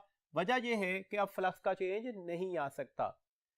आपसे यही क्वेश्चन इस तरह से पूछा जाए कि एक कंडक्टिंग लूप है, एक हॉरिजॉन्टल टेबल पर रखा हुआ है, जिसमें एक ऐसा रीजन है जिसमें फ्लक्स इंक्रीज कर रहा है या मैग्नेटिक फील्ड इंक्रीज कर रही है, कोई भी वर्ड पूछा जाए, और ये फिगर बनाई गई है। अब देखें, हमारे पास एक इंपॉर्टेंट पॉइंट था, हमने क्या कहा था, जब बार मैग्नेट और कंडक्टिंग लूप एक दूसरे के करीब आ रहे हो, तो उस वक्त हमने क्या बोला था, आमने सामने सेम पोल्स बनते हैं, और अगर हमारे पास ये एक दूसरे से दूर हट रहे हो तो आमने सामने कौन से पोल्स बनते थे, अपोजिट पोल्स बनते थे। अब मैग्नेटिक फ्लक्स का इंक्रीज आपको यही तो लीड कर रहा है कि कब फ्लक्स इंक्रीज करता था, जब इन दोनों के दरमियान फासला क्या हो रहा होता है, कम हो रहा होता है। तो ये की पॉइंट है, अपने ध्यान में रखिएगा। देखेंगे ये आपके पास फील्ड है, तो ऑटोमेटिकली ये कौन सा पोल होगा, नॉर्थ, और ये कौन सा पोल माना जाएगा, साउथ। हमने मैग्नेटिक फील्ड की डायरेक्शन में वैल्यूज तय की, तो अब कंडक्टिंग लूप जो फैंटम बार मैग्नेट होगा उसके लूप कैसे तय करेंगे, अगर फ्लक्स इंक्रीज कर रहा है, मैग्नेटिक फील्ड इंक्रीज कर रही है, या फिर एक दूसरे के करीब आ रहे हैं, तो आमने सामने सेम पोल्स बनते थे, तो व्यू फ्रॉम द अबव यहां पर कौन सा पोल बनेगा, साउथ पोल बनेगा। तो that is your correct option, south के सामने साउथ पोल बनना चाहिए। देखिए, आपसे क्वेश्चन पूछा जाए कि ये हमारे पास एक बार मैग्नेट है, हमने इसे इस तरह से किसी भी कंडक्टिंग लूप के ऊपर फेंक दिया है। अब आप बताएं कि अब हमारे पास कौन सा लूप बनेगा, बिलो साइड से हमने बताना है, तो ऑटोमेटिकली अब यहां पर एक दूसरे के करीब आ रहे हैं, तो यहां पर कौन सा लूप बनना चाहिए था, नॉर्थ, तो बिलो साइड पर कौन सा लूप बन रहा होगा, साउथ। आपसे इसी क्वेश्चन को पूछा जाता, view from the above current की डायरेक्शन बता दें, तो ऊपर से अगर आप देख रहे हो तो कौन सा पोल बन रहा है, नॉर्थ पोल बन रहा है, और जहां पर नॉर्थ पोल बनेगा वहां पर करंट की डायरेक्शन क्या हो जाएगी, that is the anti clockwise, तो वो एंटी क्लॉकवाइज हो जाएगी। आपसे इसी में क्वेश्चन पूछा जाता, इस जो बार मैग्नेट का एक्सेलेरेशन क्या होगा, तो वादे तौर पर आपको नजर आ रहा है ये डाउनवर्ड आ रहा है, इसका एक्सेलेरेशन क्या होना चाहिए था, जी। अब इन दोनों के दरमियान क्या आ रही है, रिपल्शन आ रही है, और अगर रिपल्शन आना शुरू हो जाए तो यहां पर एक और फोर्स भी लगेगी जो इस डाउनवर्ड मोशन के अपोजिट होगी, तो डेट्स व्हाई अब इसका नेट एक्सेलेरेशन क्या निकल आएगा, ऑब्वियसली नेट एक्सेलेरेशन जो है वो लेस देन जी होना चाहिए, बिकॉज यहां पर एक तो डाउनवर्ड मोशन है due to the free fall gravity की वजह से, और एक अपवर्ड फोर्स लग रही है, इन नेट फोर्स की वजह से नेट एक्सेलेरेशन भी जो होगा वो जी से कम निकल आएगा। अच्छा, इसी में क्वेश्चन पूछा जाता है कि ये मूव करके यहां पर आ गया, अब बता दें अब हमारे पास इसका एक्सेलेरेशन क्या होगा, तो अभी भी लेस देन जी। वजह ये है कि अगर ये यहां पर आ जाए, ये साउथ पोल, ये बार मैग्नेट और क्वाइल एक दूसरे से दूर हटना शुरू हो गए, और अगर एक दूसरे से दूर हट रहे हो तो आमने सामने अब कौन से पोल्स बनेंगे, इस सिचुएशन पर आमने सामने अपोजिट पोल बनते हैं, तो साउथ के सामने कौन सा पोल बनेगा, अब नॉर्थ पोल बनेगा। तो वंस अगेन अट्रैक्शन हो रही होगी, डाउनवर्ड मोशन फ्री फॉल की वजह से है, अपवर्ड उसे अट्रैक्ट करवाया जा रहा है, तो डेट से दोनों फोर्सेस अगर अपोजिट डायरेक्शन में है तो नेट एक्सेलेरेशन ए माइनस जी करके लिया जाएगा, तो डेट से वंस अगेन ये हमारे पास वैल्यूज लेस देन जी निकल आएगी। आपसे क्वेश्चन पूछा जाए कि हमारे पास एक बार मैग्नेट है, वो किसी भी ऐसे कंडक्टिंग लूप के ऊपर रखा गया है जिसमें कंडक्टिंग लूप को हमने दरमियान में कट कर दिया, और अगर हम इसे यहां से ड्रॉप कर दें तो अब बता दें ईएमएफ क्या होगी, तो अब ईएमएफ तो आएगी लेकिन अब करंट मौजूद नहीं होगा क्योंकि लूप जो था वो क्लोज नहीं था। तो ये कुछ पैरामीटर्स थे लेंजेज लॉ के अकॉर्डिंगली जो आपने एमसीक्यूज के लिए याद रखने होंगे। नेक्स्ट हमारे पास टॉपिक है जी ट्रांसफार्मर। ट्रांसफार्मर एक्चुअली एक ऐसा डिवाइस है which changes a given alternating EMF to a larger और स्मॉलर ऑल्टरनेटिंग ईएमएफ। ये एक ऐसा इलेक्ट्रिकल डिवाइस है जो गिवन ऑल्टरनेटिंग ईएमएफ ऑल्टरनेटिंग होनी चाहिए, उसको लार्जर या स्मॉलर ऑल्टरनेटिंग ईएमएफ में कन्वर्ट कर देता है। याद रखिएगा ये ऐसा इलेक्ट्रिकल डिवाइस नहीं है जो वन फॉर्म ऑफ एनर्जी को अदर फॉर्म ऑफ एनर्जी में कन्वर्ट कर रहा है। इसका वर्किंग प्रिंसिपल क्या होता है? तो इसका वर्किंग प्रिंसिपल म्यूचुअल इंडक्शन होती है। इसका हमारे पास कंस्ट्रक्शन क्या होगी? तो ये 3 पैरामीटर पर इसकी कंस्ट्रक्शन हो रही होती है, primary coil, secondary coil and the core material. Primary coil के ऊपर आप ऑल्टरनेटिंग ईएमएफ देते हो, तो याद रखिएगा प्राइमरी कॉइल कौन सी कॉइल होगी? जहां पर हम पावर सप्लाई कर रहे होते हैं वो प्राइमरी कॉइल होगी। सेकेंडरी कॉइल पर भी ऑल्टरनेटिंग ईएमएफ ही मिलती है, वो लार्जर या स्मॉलर होकर वो हम आगे सप्लाई करते हैं, तो डेट्स व्हाई यहां पर हमारे पास पावर क्या हो रही होगी? डिलीवर्ड हो रही। तो डेट्स व्हाई प्राइमरी कॉइल कौन सी कॉइल होती है? जहां पर हम पावर सप्लाई करते हैं। सेकेंडरी कॉइल कौन सी कॉइल होती है? जहां से पावर हम डिलीवर्ड कर रहे होते हैं। कोर मटेरियल का फंक्शन क्या होता है? तो देखें आपको वादे तौर पर नजर आ रहा है, इंपॉर्टेंट पॉइंट है, याद रखिएगा इनके दरमियान कोई इलेक्ट्रिकल कनेक्शन नहीं है। इस प्राइमरी कॉइल और सेकेंडरी कॉइल के दरमियान कोई इलेक्ट्रिकल कनेक्शन नहीं है। तो फिर ये आपस में लिंक्ड अप कैसे हैं? तो ये यहाँ पर लिंक्ड कैसे हैं? मैग्नेटिकली लिंक्ड हैं। जो फ्लक्स का चेंज प्राइमरी कॉइल में आया वो किसके साथ लिंक करेगा? सेकेंडरी कॉइल में। तो यही कोर मटेरियल का फंक्शन है। कोर मटेरियल को प्रॉपर फ्लक्स लिंकेज करना होगा किसके दरमियान? प्राइमरी और सेकेंडरी के दरमियान। और ऑलमोस्ट ये हम 100% फ्लक्स लिंकेज ही समझ रहे होते हैं। तो dates why core material generally हम आमतौर पर सॉफ्ट आयरन का बनाते हैं। जी, हमारे पास जो हम अगर इसमें सेल्फ इंडक्शन का फिनोमिना लगाकर इसकी कैलकुलेशंस करें तो ये हमारे पास इसकी प्राइमरी वोल्टेज की वैल्यूज निकल आएगी, ये इसकी सेकेंडरी वोल्टेज की वैल्यूज निकल आएगी, और सेकेंडरी वोल्टेज की वैल्यूज को लेने के लिए हम यहाँ पर अब दोबारा म्यूचुअल इंडक्शन का फिनोमिना एक्ट करेंगे। अगर मैं इन दोनों इक्वेशंस को आपस में डिवाइड कर दूं तो Vs ओवर Vp किसके बराबर आ जाएगा? Ns ओवर Np के। देखिएगा इंपॉर्टेंट पॉइंट है, जितना फ्लक्स का चेंज हमने प्राइमरी कॉइल में कंसीडर किया उतना ही फ्लक्स का चेंज हम किस में कंसीडर कर रहे होते हैं? सेकेंडरी कॉइल में। तो ये फ्लक्स का जो चेंज है वो सेम कंसीडर किया जाएगा। इसका मतलब मैंने पहले भी बोला कोर का फंक्शन भी यही होगा, ये प्रॉपर फ्लक्स लिंकेज करता है। ये जो हमारे पास फॉर्मूला बना इसमें Ns ओवर Np को हम टर्न्स रेशियो बोलते हैं। यहां से हम दो टाइप्स ऑफ ट्रांसफार्मर को तय कर लेते हैं। पहला टाइप हमारे पास है step up transformer. Step up, एक स्टेप अप जाना है, तो इसका मतलब है याद रखिएगा Vs क्या होना चाहिए? Vp से लार्जर। इक्वलिटी की दोनों साइड्स की इक्वेशंस में सेम फिनोमिना होल्ड कर रहा होता है। अगर Vs Vp से लार्जर है तो Ns भी किससे लार्जर निकलेगा? Np से। This means that Ns over Np का जो हमारे पास रेशियो होगी वो लार्जर देन 1 होगी। अगला पॉइंट याद रखिएगा, Is की वैल्यूज लेकर Ip से लेस हो जाएगी। This means that step up transformer किसको स्टेप अप कर रहा होता है? वोल्टेज को, करंट को नहीं। स्टेप डाउन ट्रांसफार्मर, इसमें वही बातें दोबारा रिपीट करते हैं, फिनोमिना रिवर्स हो जाएंगे जी। Ns ओवर Np की रेशियो क्या निकलेगी? लेस देन 1 निकलेगी। क्यों लेस देन 1 निकलेगी? क्योंकि Vs जो है वो लेस होगा, Vp की वैल्यूज लार्जर होगी। दिस मींस दैट Ns की वैल्यूज लेस होगी और Np की वैल्यूज क्या हो जाएगी? लार्जर हो जाएगी। इसमें अगली बात याद रखिएगा, स्टेप डाउन ट्रांसफार्मर में हम Is की वैल्यूज लार्जर कंसीडर करते हैं as compare to the Ip। तो स्टेप डाउन किसको स्टेप डाउन कर रहा होता है? वोल्टेज को स्टेप डाउन कर रहा होता है। आइडियल ट्रांसफार्मर में याद रखिएगा आइदर द स्टेप अप या स्टेप डाउन ट्रांसफार्मर्स है, बोथ पावर्स जो है वो एक दूसरे के बराबर ही निकलती हैं। तो पावर इनपुट हमेशा पावर आउटपुट के बराबर होगी, आइदर द वो स्टेप अप ट्रांसफार्मर है या स्टेप डाउन ट्रांसफार्मर। तो डेट से कभी क्वेश्चन आ जाए कि आइडियल ट्रांसफार्मर में कौन सी चीज कांस्टेंट होगी, तो डेट इज द पावर। एक पॉइंट और याद रखिएगा, एक और चीज भी कांस्टेंट होती है, डेट इज द फ्रीक्वेंसी। जितनी फ्रीक्वेंसी आप इनपुट पर दे रहे होते हैं उतनी ही फ्रीक्वेंसी आउटपुट पर मिलती है। ये चाहे स्टेप अप ट्रांसफार्मर हो चाहे स्टेप डाउन ट्रांसफार्मर हो, इससे कोई फर्क नहीं पड़ता। तो अगर आपसे क्वेश्चन आ जाए कि आइडियल ट्रांसफार्मर में कौन कौन सी चीजें कांस्टेंट होंगी, तो पावर भी और फ्रीक्वेंसी भी। और अगर प्रैक्टिकल ट्रांसफार्मर की बात होती तो आइडियल कंडीशन पर तो पावर कांस्टेंट है, प्रैक्टिकली पावर कांस्टेंट नहीं होती, कुछ एनर्जी लॉसेज आते हैं, अभी उसको डिस्कस करते हैं। तो डेट से फिर प्रैक्टिकल ट्रांसफार्मर में सिर्फ एक ही चीज कांस्टेंट मानी जाती है, डेट इज द फ्रीक्वेंसी।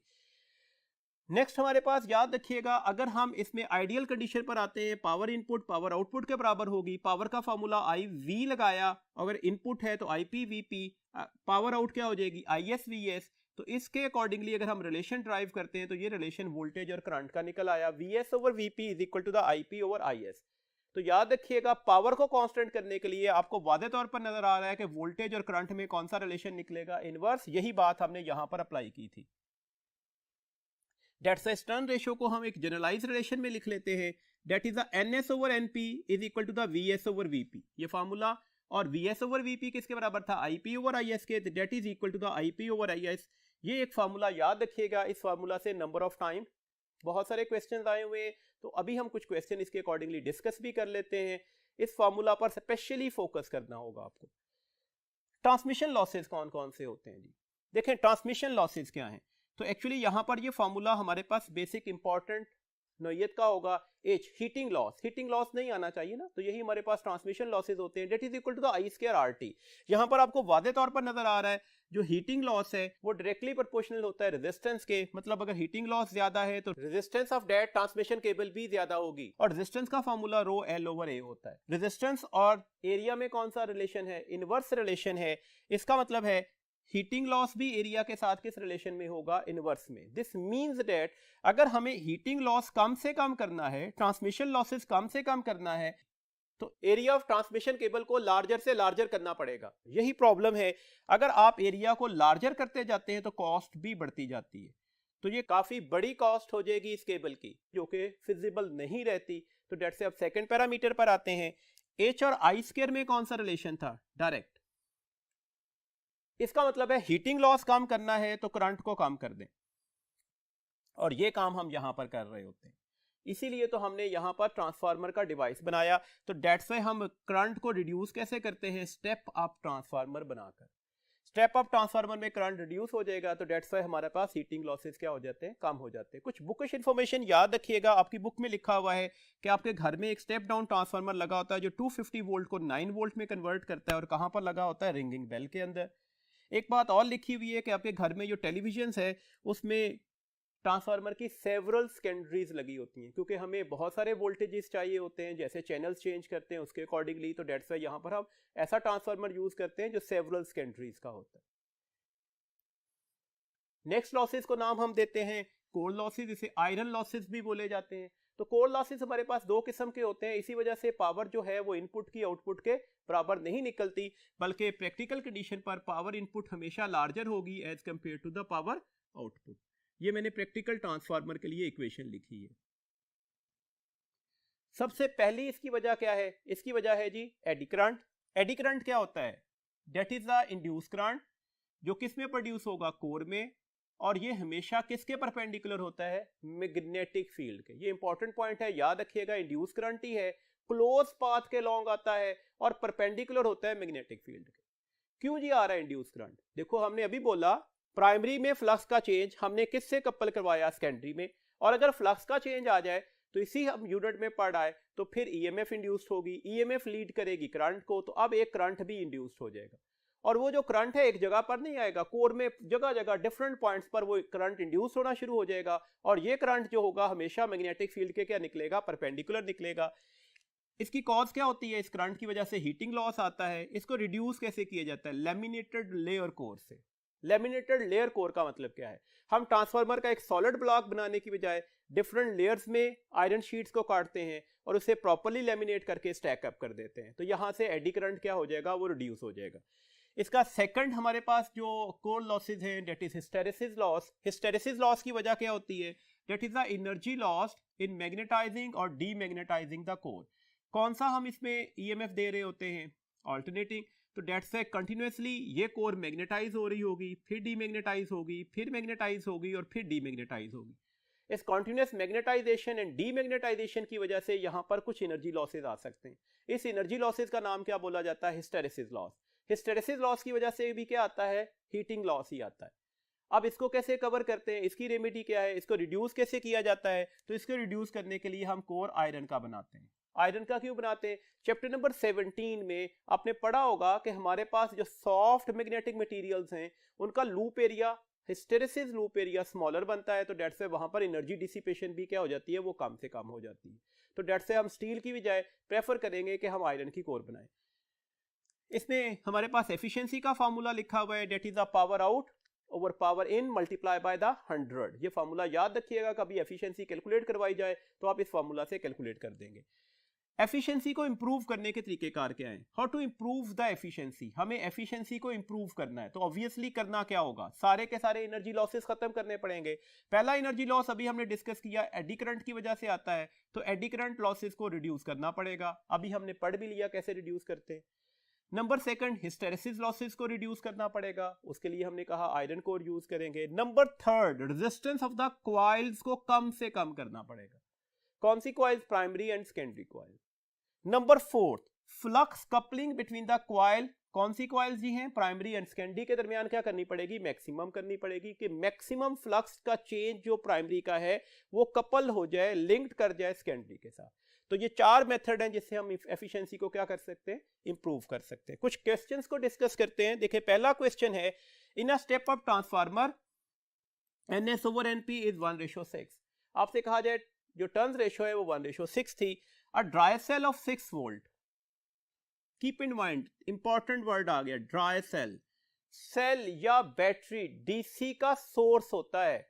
अगर सेल या बैटरी डीसी का सोर्स होगा तो यहां पर हमने प्राइमरी पर कौन सी चीज अप्लाई कर दी? डीसी। और अगर डीसी लगा दिया तो फ्लक्स का तो चेंज आ ही नहीं सकता। तो अब आपसे जो मर्जी वैल्यूज यहां पर दे दी जाए और आपसे कहा जाए वीएस कैलकुलेट करना है तो कोई कैलकुलेशन की जरूरत नहीं है। वीएस का आंसर क्या निकलेगा? 0 वोल्ट निकलेगा। अभी हमने पढ़ा ट्रांसफार्मर में हम गिवन ऑल्टरनेटिंग ईएमएफ को लार्जर या स्मॉलर ऑल्टरनेटिंग ईएमएफ में कन्वर्ट कर रहे होते हैं। दिस मींस दैट ट्रांसफार्मर नाम का कोई डिवाइस है तो वो सिर्फ एसी के लिए एक्ट कर रहा होता है। अगर आपने प्राइमरी पर डीसी लगा दिया, डीसी के सोर्सेज सेल या बैटरीज होते हैं, तो अब सेकेंडरी पर कोई वोल्टेज अपेयर नहीं हो सकती क्योंकि इनके दरमियान इलेक्ट्रिकल कनेक्शन तो थे नहीं, ये मैग्नेटिकली लिंक्ड थे। जब मैग्नेटिक फ्लक्स का चेंज ही नहीं आ रहा होगा तो इसका मतलब है सेकेंडरी पर आउटपुट वोल्टेज भी नहीं मिल रही होगी। एक और क्वेश्चन देखिएगा, a turn ratio of step down transformer. Keep in mind word है turn ratio of step down transformer is 10:1। अब देखें ये सबसे पहली गलती होती है, स्टूडेंट फौरन से पहले लिखेंगे NS over NP is 10/1। ये गलत हो गया। आपसे तो क्वेश्चन में कहा गया कि ये स्टेप डाउन ट्रांसफार्मर है। स्टेप डाउन ट्रांसफार्मर में किसके नंबर ऑफ टर्न्स ज्यादा होने चाहिए? प्राइमरी के। किसके नंबर ऑफ टर्न्स कम होने चाहिए? सेकेंडरी के। तो दैट्स व्हाई ये आपका पास एक कीवर्ड था, आप इसे लिखेंगे NS over NP is equal to the 1/10 या NP over NS that is equal to the 10/1। तो यहां पर जरा ये ध्यान में रखिएगा, अगर आपसे सिर्फ लफ्ज कहा जाता कि टर्न रेशियोस 10:1 है तो फिर अंडरस्टूड सी बात है वो 10/1 is equal to the NS over NP ही होगा। लेकिन अगर स्टेप अप या स्टेप डाउन का वर्ड लिख दिया गया है तो फिर थोड़ा काइंडली फोकस करना है और फोकस करने के बाद हमने NS और NP को तय करना होगा। तो ये इसमें कीवर्ड था। अगली बात कही गई ये उसका करंट है, ये उसकी वोल्टेज है प्राइमरी की, आपने VS कैलकुलेट करना है। बस यही एक कीवर्ड था, ये बार अप्लाई कर दीजिएगा तो आपके पास आंसर निकल आएगा। NS over NP किसके बराबर आ जाएगा जी? VS over VP के। इसका मतलब हुआ VS किसके बराबर आ गया? That is the NS over NP multiply by the VP। NS over NP कितना था? That is the 1/10। तो डेट्स है VP कितना है? 440। आप 10 से डिवाइड कर दें तो 44 वोल्ट इसका करेक्ट आंसर माना जाएगा। नेक्स्ट है जी हमारे पास ऑल्टरनेटिंग करंट। हम क्या कहते हैं? कौन सा करंट AC होगा? ऑल्टरनेटिंग होगा। हम कहते हैं जी ऐसा करंट है जो ऐसे वोल्टेज सोर्स से प्रोड्यूस हो रहा है जिसकी पोलैरिटी कीप्स ऑन रिवर्सिंग होती है। अगर वोल्टेज सोर्स अपनी पोलैरिटी को बार बार रिवर्स कर रहा होगा तो अब जो आने वाला करंट होगा वो AC होगा।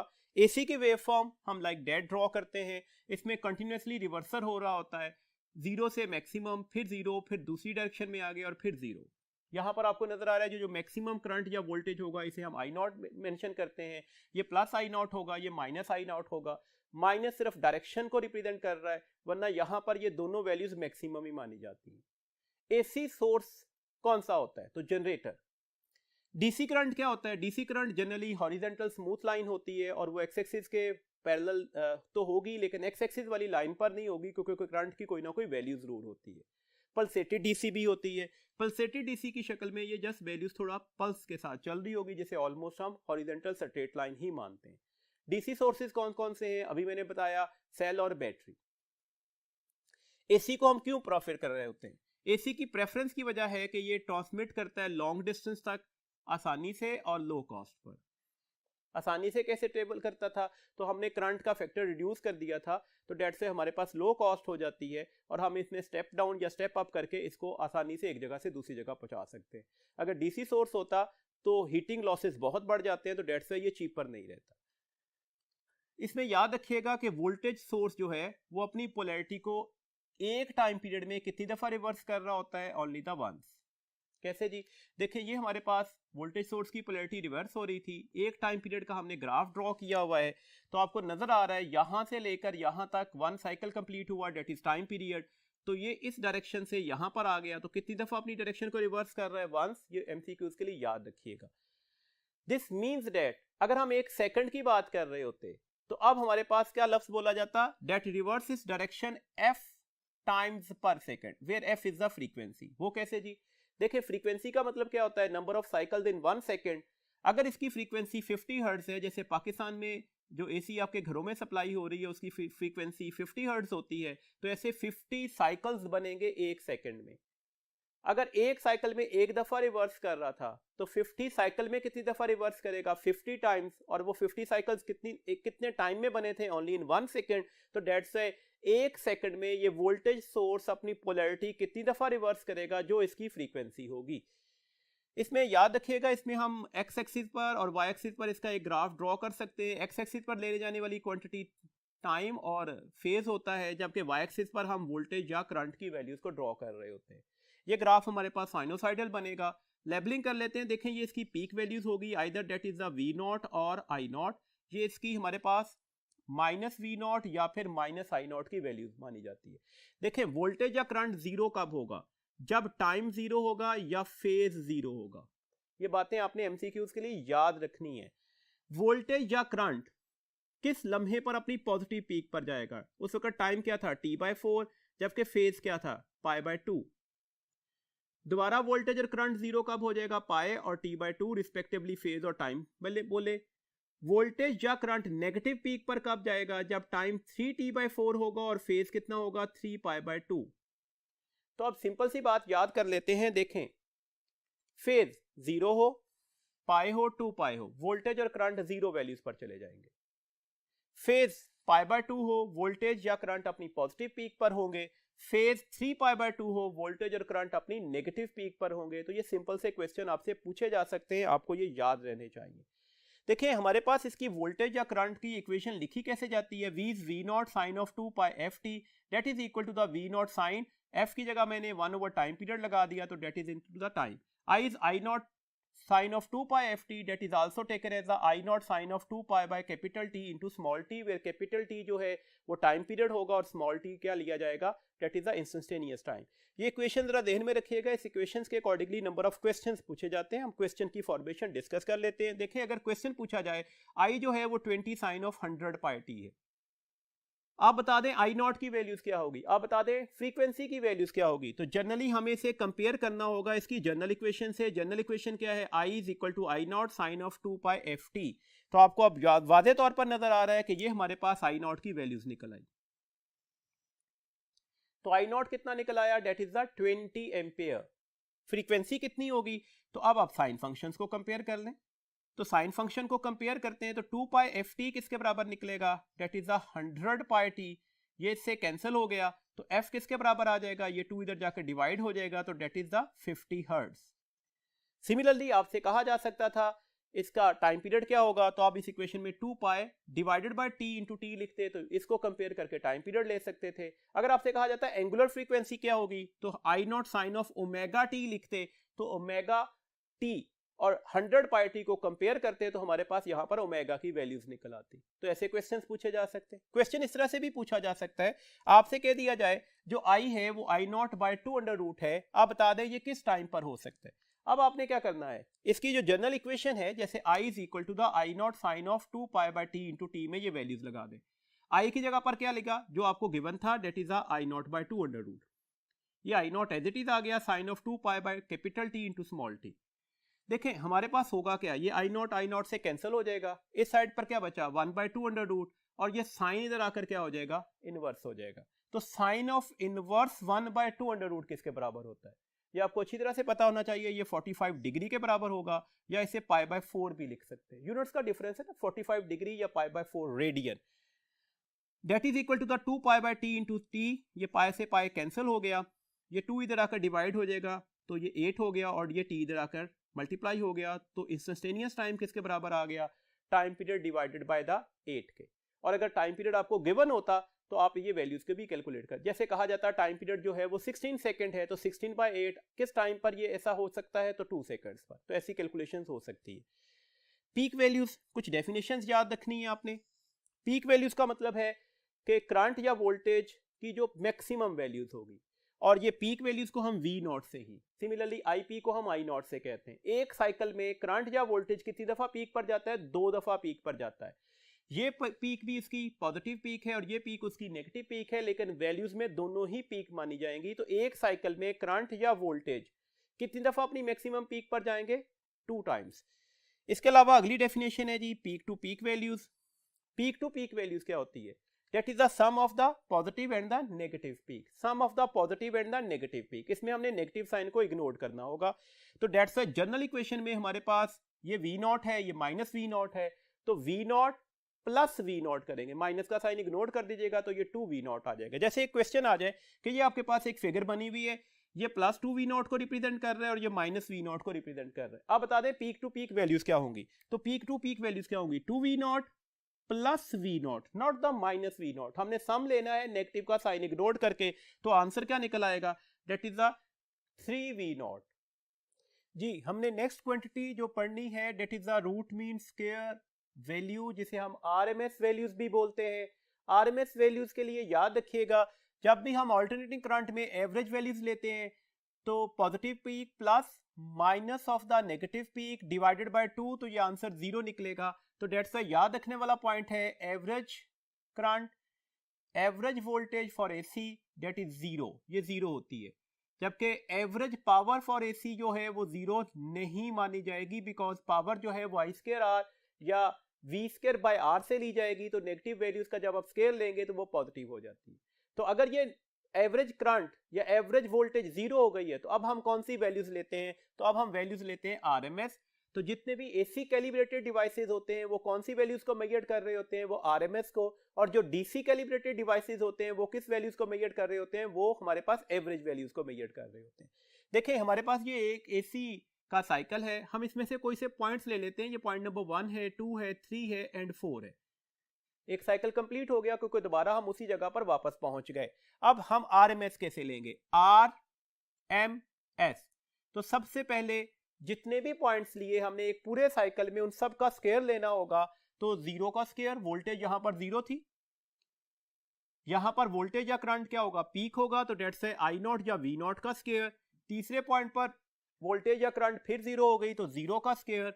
और फोर्थ पॉइंट पर वोल्टेज या करंट नेगेटिव पीक पर चला गया तो उसकी नेगेटिव वैल्यूज का स्क्वायर। उसके बाद आपने क्या करना होगा? सेकंड पॉइंट पर आपने मीन लेना होगा इन सारी वैल्यूज को, सबको स्केल लिया, सबको जमा करके नंबर ऑफ क्वांटिटी से क्या कर दें? डिवाइड कर दें। तो 0 square plus I0 square plus 0 square plus minus I0 square, कितनी क्वांटिटीज थी हमारे पास जी? 4। तो ये 4 से डिवाइड कर दिया।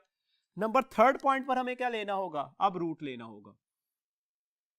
तो हम इन क्वांटिटीज का अब रूट ले लेते हैं। इन सब के ऊपर हमने रूट ले लिया तो ये IRMS कहलाएगा। अब देखें यहां पर हमारे पास जो रिजल्ट क्या निकलेगा? ये 2 I0 square divided by 4 under root निकलेगा।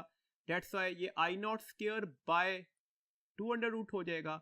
अंडर रूट से स्क्वायर कट जाएगा तो ये I0 हो गया, और डिवाइडेड बाय 2 अंडर रूट। तो ये हमारे पास IRMS की वैल्यूज निकलती है। सिमिलरली अगर आपने VRMS लिखना होगा तो V0 divided by under root 2 हो जाएगा। IRMS किसके बराबर आ गया? I0 बाय 2 अंडर रूट के। 2 अंडर रूट 1.4 होता है तो I0 ओवर 1.4 होता है, और 1.4 को 0.707 बोलते हैं। तो आप फार्मूला ऐसे भी लिख सकते हैं। ये फार्मूलाज आप दोनों वोल्टेज और करंट की शक्ल में याद रखिएगा। इसमें से नंबर ऑफ टाइम क्वेश्चंस आए हुए हैं। आपसे लेट्स सपोज कह दिया जाए कि करंट जो पीक था वो 10 एम्पेयर था, बताए RMS की वैल्यूज क्या होगी? तो 10 को 0.7 से मल्टीप्लाई कीजिएगा तो RMS करंट कितना निकल आएगा? 7 एम्पेयर। सिमिलरली हम पीक वोल्टेज को या पीक करंट को भी डिफाइन कर सकते हैं। अब ये वैल्यू इधर जाकर मल्टीप्लाई हो जाएगी तो पीक वोल्टेज क्या निकलेगी? 2 under root VRMS। I nought क्या निकलेगा 2/√IRMS। 2 किसके बराबर होता है 1.4 इंटू द VRMS, हमारे पास इसका एक्सप्रेशन निकल आएगा। अब यहां पर याद रखिएगा, देखें आपसे कह दिया जाए कि VRMS की वैल्यू 10 वोल्ट थी, तो पीक वोल्टेज क्या होगी, तो ये 10 और 1.4 से मल्टीप्लाई करके पीक वोल्टेज किसके बराबर निकल आई, डेट इज द 14 वोल्ट। एक पॉइंट और याद रखिएगा, IRMS की वैल्यूज हमेशा लेस होती है पीक वैल्यूज से, चाहे वो वोल्टेज की शक्ल में बात करें, चाहे वो हम करंट की शक्ल में बात करें। कुछ पास्ट पेपर के MCQs डिस्कस कर लेते हैं ताकि देखें कि इस यूनिट में से किस तरह से क्वेश्चंस पूछे जाते हैं। देखें हमारे पास एक MCQs है, an alternating voltage is represented by the equation V is equal to the 300 sin of 100 pi t. What is the frequency? आपने बताना है फ्रीक्वेंसी क्या होगी। तो आपको पहले भी बताया कि ऐसे क्वेश्चंस आ जाएं तो ये कोई ज्यादा मुश्किल क्वेश्चंस नहीं है। आपने सिंपल क्या करना होगा, हमें जो इक्वेशन दी गई है हमने इस इक्वेशन को अपनी जनरल इक्वेशन से क्या कर देना होगा, कंपेयर कर देना होगा। ये आपके पास इसकी जनरल इक्वेशन थी। अगर ओमेगा कैलकुलेट किया जाता तो हम यहां पर साइन ऑफ ओमेगा टी लिख देते। अब आपको नजर आ रहा है कि ये तो पीक वोल्टेज है, अगर आपसे पीक वोल्टेज की वैल्यूज पूछी गई होती तो आप 300 वोल्ट लिख देते। अगर आपसे कहा जाता VRMS कैलकुलेट करें तो पहले पीक लेते और फिर हमारे पास VRMS का फॉर्मूला यूज करते। VRMS किसके बराबर निकलता, that is the peak voltage multiply by 0.7। लेकिन अब पूछा फ्रीक्वेंसी की है तो हम इस फ्रीक्वेंसी के लिए इस फंक्शन को कंपेयर करेंगे, that is the 100 pi t, this one is the 2 pi f t. ये t और पाई इससे कैंसिल हो गए तो 2f किसके बराबर आ गया 100 के, तो f बेटा किसके बराबर आ जाएगा 100/2 and that is the 50 hertz. तो बेस्ट ऑप्शन कौन सी हो गई, डेट इज द चार्ली। जी एक और क्वेश्चन डिस्कस करते हैं। If we give a DC direct current दिया गया टू द ट्रांसफार्मर और कौन सी ट्रांसफार्मर की कॉइल को दिया गया है, प्राइमरी कॉइल को, देन देयर विल बी, तो अब हमने अपनी ऑप्शन में से बेस्ट ऑप्शन देखनी है। Less EMF in the secondary coil, no EMF in the secondary coil, जो वोल्टेज अक्रॉस द प्राइमरी और voltage across the secondary larger होंगे, वोल्टेज अक्रॉस द सेकेंडरी लार्जर निकलेगा वोल्टेज अक्रॉस द प्राइमरी से। कौन सा करंट दिया गया है जी, डायरेक्ट करंट। क्या डायरेक्ट करंट अपने फ्लक्स को चेंज कर सकता है, पॉसिबल ही नहीं है। स्टेडी करंट है तो फ्लक्स भी कांस्टेंट होगा। जब फ्लक्स चेंज ही नहीं हुआ, प्राइमरी और सेकेंडरी के दरमियान तो इलेक्ट्रिकल कनेक्शन था ही नहीं, कनेक्शन मैग्नेटिकली लिंक था। तो जब एक कॉइल का, प्राइमरी कॉइल का फ्लक्स का चेंज सेकेंडरी में जाकर लिंक्ड अप ही नहीं हो रहा क्योंकि उसमें फ्लक्स चेंज कर ही नहीं रहा था, तो डेट से सेकेंडरी पर EMF इंड्यूस्ड भी नहीं होगी। दिस मींस दैट इस वक्त हमारे पास करेक्ट ऑप्शन होगी no EMF induced across the secondary coil. एक और क्वेश्चन है जी, इन प्रैक्टिकल ट्रांसफार्मर, याद रखिएगा लफ्ज प्रैक्टिकल ट्रांसफार्मर पूछा गया है। Mutual induction between the primary and secondary coils take place, बता दिया गया म्यूचुअल इंडक्शन हो गई। In such transformer what can be deduced about the power, अपने पावर्स के बारे में कौन सा रिजल्ट सही समझा जाएगा। अब यहां पर ध्यान में रखिएगा, अगर आइडियल ट्रांसफार्मर होता तो पावर इनपुट किसके बराबर निकलती, पावर आउटपुट के। अब लफ्ज प्रैक्टिकल ट्रांसफार्मर है तो प्रैक्टिकल ट्रांसफार्मर में कौन सा रिलेशन होगा, पावर इनपुट जो होगी वो लार्जर निकलेगी as compare to the power output के। तो ये आपस में बराबर निकली, तो ये गलत ऑप्शन है। पावर आउटपुट जो है वो ग्रेटर है पावर इनपुट से, ये भी गलत ऑप्शन है। पावर आउटपुट कभी भी पावर इनपुट से ज्यादा नहीं हो सकती, ये हमारे पास law of conservation of energy की वायलेशन हो जाएगी। पावर आउटपुट या तो बराबर होगी या ग्रेटर होगी इनपुट से, ये भी गलत है। पावर आउटपुट हमेशा लेस निकलेगी पावर इनपुट से फॉर प्रैक्टिकल ट्रांसफार्मर, तो करेक्ट ऑप्शन हमारे पास है डेल्टा। नेक्स्ट क्वेश्चन है जी, a metal rod of length 10 centimetre is moving across a magnetic field with the velocity 0.5 metre per second in direction perpendicular to that field whose value is the 0.2 tesla. What is the EMF produce in that rod. आपने बताना है इस rod में कितना EMF induce हो चुका होगा। तो मोशन का वर्ड है, लीड कर रहा है कि मोशनल EMF वाला फॉर्मूला लगेगा। तो मोशनल EMF का फॉर्मूला क्या होता है, that is a VBL sin theta. Values replacement में दे दीजिएगा। वेलोसिटी है 0.5, मैग्नेटिक फील्ड है 0.2, लेंथ की वैल्यूज है 10 इंटू 10 रेज की पावर -2 और साथ में मल्टीप्लाई हो रहा है साइन ऑफ 90 डिग्री। आप सबको पता है साइन ऑफ 90 की वैल्यूज होती है 1, तो डेट से अब आंसर हमारे पास क्या निकल आएगा, ये 5/10 लिखा जाएगा, ये 2/10 हो जाएगा और यहां पर हमारे पास एक 10 है और ये 10 रेज की पावर -2 है और ये 1 हो चुका था।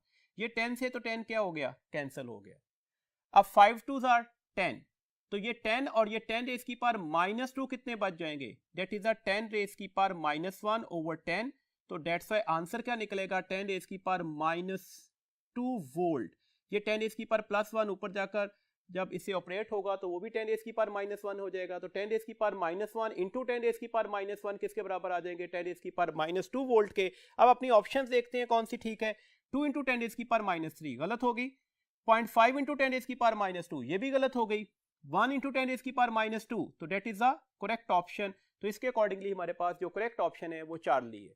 ये था हमारे पास आज का लेक्चर। इन तमाम पॉइंट्स, इन तमाम फार्मूलाज को अच्छी तरह से याद रखिएगा और उनकी प्रैक्टिस के लिए हमारी वर्कशीट का कंसल्ट जरूर कीजिएगा। अपना बहुत ख्याल रखिएगा। अल्लाह हाफिज।